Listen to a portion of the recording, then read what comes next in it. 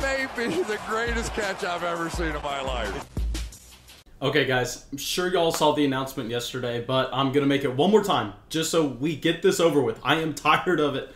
Okay, we have about 3 flock teams left available in those current flock Patreon Dynasty leagues.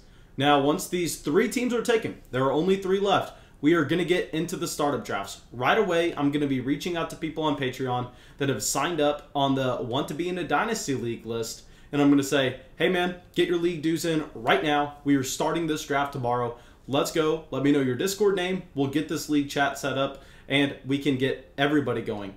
But we can't do that until all leagues are filled. So we have those 3 spots left, and what I'm doing to fill those 3 spots is I'm incentivizing people by saying, I'm covering the $30 deposit. I think only one of those teams actually has a deposit attached to it. But regardless, the majority of people who come in a new league, you need to make that deposit for the future year, just so we guarantee that that team's going to be around for the foreseeable future, where it doesn't matter if that owner last year paid it or not. I'm paying it out of my pocket just to get y'all to take these teams. And also, what we are going to do is, because these are on Patreon leagues, for everybody that has been DMing us saying, Mason, are you ever going to open up more original flock Patreon spots?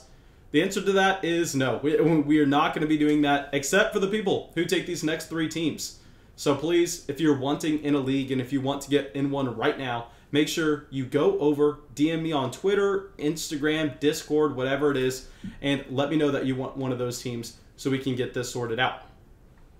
But second announcement, very quick, updated rookie rankings are now available on Patreon. I told y'all we were going to continue to update these through the offseason, and by no means are we just going to update them because we're bored. We're waiting until we get news. We're waiting until we have a trade like the San Francisco 49ers moving up until 3, and we go, you know what?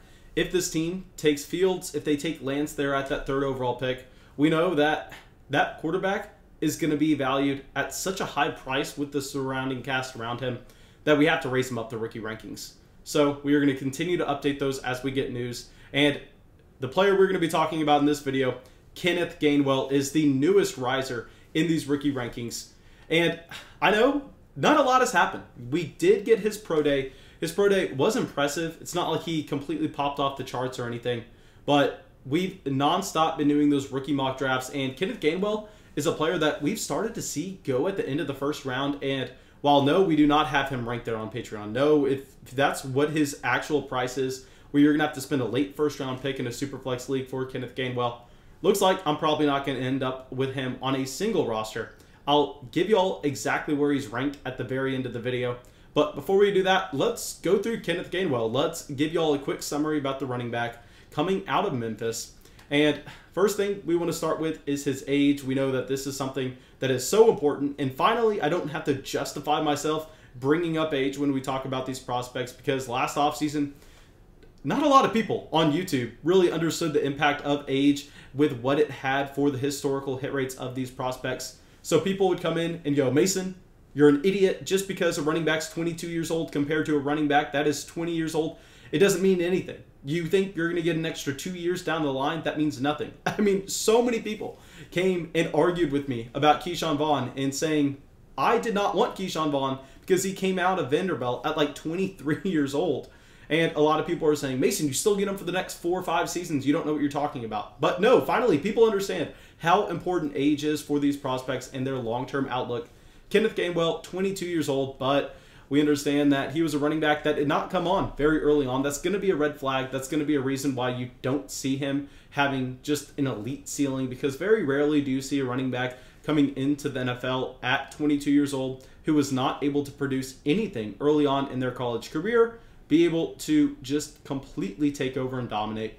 And another thing that's going to be a limiting factor, not as big of a deal as I think most people are going to make it out to be, is his size. So he is only 5'8", 201 pounds, but the way more concerning thing about this is the weight. Really, with the height, you could care less at the running back position, to be honest. And if anything, I would rather see him be 5'8" and 201 rather than be 5'10", 5'11", and at that same weight. Because what really matters at the running back position is BMI, how stocky a running back is. This is why we really like DeAndre Swift last rookie drafts, because yes, his overall weight wasn't fantastic, but I believe DeAndre Swift is also 5'8", 5'9", if I'm remembering that correctly. So then you looked at his BMI, and his BMI was more than enough for him to profile to be a running back that can see close to 20 touches a game. And here with Kenneth Gainwell, not going to say that same exact thing about him. His BMI puts him in the 59th percentile for BMI, but at the same time, I mean, this is enough for what profile of a running back he is. And the profile of a running back that he is an athletic pass-catching running back. We go over to his 40 time that he had at the Pro Day. And I know Pro Days 40 times are a little bit faster than historical Combine 40 times, but still a 4.47. So he does check the box of having speed.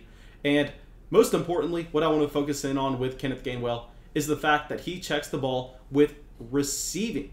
So if we go through his career with what he was able to do at Memphis, in 2018, he was not able to do anything. I think that he saw like a total of 9 carries, 10 carries. I don't have it in front of me, but you cannot blame him with this at all. And the reason for that is if you look at Memphis in 2018, surprisingly, they had an extremely talented running back room.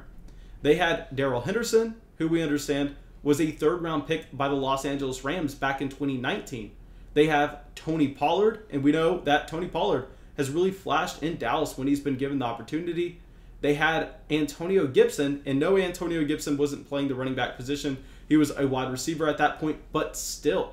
I mean, you have 3 quality NFL running backs all on the same roster. So just like what we talked about with Devontae Smith and why he wasn't able to produce as a true freshman on a roster that had Calvin Ridley, Jerry Jeudy, Jalen Waddle, Henry Ruggs, here you're going to be seeing the same thing with Kenneth Gainwell, a running back that, yeah, didn't produce right away, but at least he has a valid excuse. It's not like he was going up and competing against Jags. He was competing against some solid college running backs.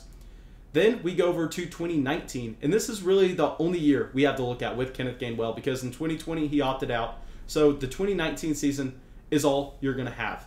And we go through, and he was very impressive in this year. He averaged 16.5 carries, 104 rushing yards, 3.7 receptions, and 44 receiving yards a game. So I know these numbers don't necessarily look like they are just record-breaking. They don't look like a Darrell Henderson coming out of Memphis. But still, I mean, they are very impressive. And then to throw on the fact that in this same backfield, you had Antonio Gibson, who was not necessarily just a running back at this point. He was a little bit more of that hybrid player, literally only seeing about 2.5 carries a game, but 26 rushing yards a game, 2.7 receptions, and 52 receiving yards a game. So we were looking at this and going, you know what? Memphis thought that we had more talent here with Kenneth Gainwell at the running back position compared to Antonio Gibson. And we all know the story of Antonio Gibson in Washington in his rookie season.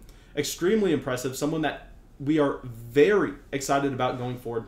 So the fact that Kenneth Gainwell was able to be the starting running back for this team, even if Antonio Gibson was playing a slightly different role, speaks a ton. Because if Kenneth Gainwell was not comparable in talent, if Kenneth Gainwell was not going to be able to fill that role effectively and efficiently for this Memphis team, what you would have seen is you would have probably seen Antonio Gibson make that positional switch a little bit early on in his college career. That way, this team could utilize an effective running back in the backfield, but they looked at these 2 players and went, you know what, we are fine.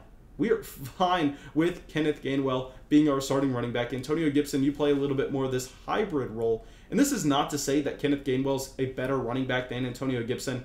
Everybody watching this video should rather have Antonio Gibson over Kenneth Gainwell in Dynasty because Antonio Gibson is a Saquon Barkley type athlete. He is also someone that can catch the ball out of the backfield, and he has the size. Antonio Gibson checks way more boxes. That's why we loved Antonio Gibson in rookie drafts last offseason.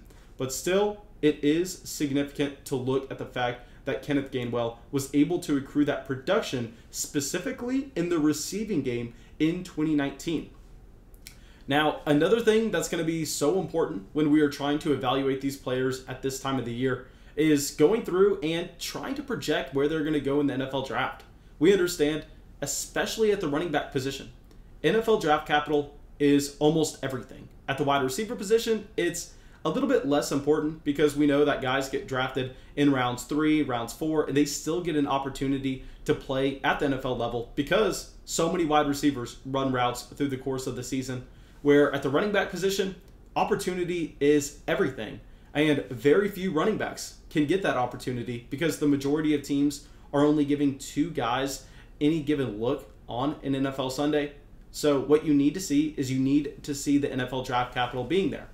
And currently, Grinding the Mocks has him as the running back 5 off the board.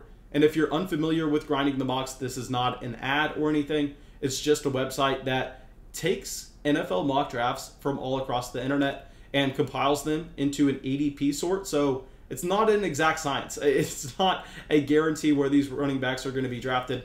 But it's still a useful tool just to have something in the ballpark, because very rarely do you see Hakeem Butler and Equinemius St. Brown, someone that is projected to go in a completely different range of the NFL draft and then fall 3 rounds. Usually it's somewhere in the ballpark. And they have him going off with the 71st pick on average in the early 3rd round. So if we're going, okay, if this is anything close to accurate, what are some possible landing spots, some teams that could look to add Kenneth Gainwell in the NFL draft in 2021? Not just going to cover the good landing spots, but any reasonable landing spot, any spot that you would look at the running back situation for their team and you would go, you know what, they can justify spending an early 3rd round selection on Kenneth Gainwell. And if we started off at the very beginning of the 3rd round, you have the Jacksonville Jaguars at 65. Then you have the New York Jets at 66. My potential favorite landing spot for Kenneth Gainwell and what would cause him to possibly go up into that late 1st round of Superflex rookie drafts would be at 68 to the Atlanta Falcons. Then a nasty landing spot, but something that you could easily see, would be 71 to the Denver Broncos. Then 82 to Miami, 84 to Chicago. Chicago also something you don't want to see, but they have Tariq Cohen, only 1 year left on his deal, and you can make the argument that that coaching staff would possibly want to use Kenneth Gainwell in a receiving role, David Montgomery as the 1st and 2nd down grinder, like they have previously done with David Montgomery and Tariq Cohen.